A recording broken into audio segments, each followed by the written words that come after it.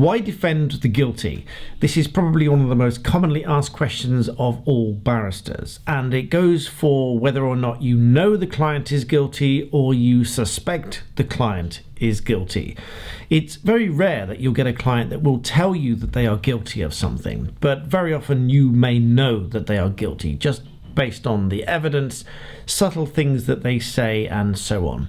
But there's a very important reason why defend the guilty, and from my personal point of view, it's this, and that is because the system has to be fair. And the only way the system can be fair is if it is properly fought and properly defended.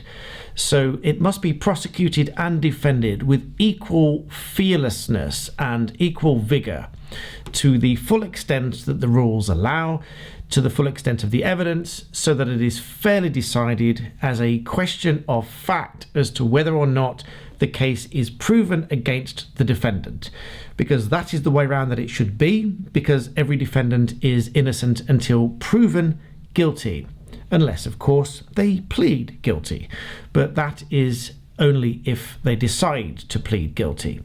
So in the case where they have pleaded not guilty, the case must still be proven against this defendant, and there must be sufficient evidence to uphold a conviction, and it must be beyond a reasonable doubt, or as the current test goes, so that the jury is sure that this defendant committed that offence.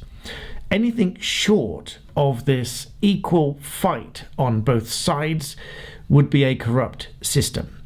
So if you got a defence barrister who didn't quite fight as fearlessly as the prosecutor, then the balance of fairness is tipped in favour of the prosecution in the case where the defence barrister isn't quite putting up the same fight as the prosecution. And this must be the case regardless of whether the barrister knows or thinks that the client is guilty. But there is an important caveat to that, which I'll explain now, because this is the second most commonly asked question.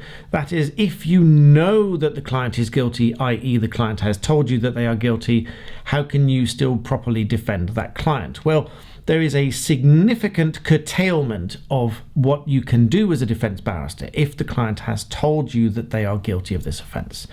In other words, you cannot mislead the court, you cannot put forward a positive case that this client did not commit the offence.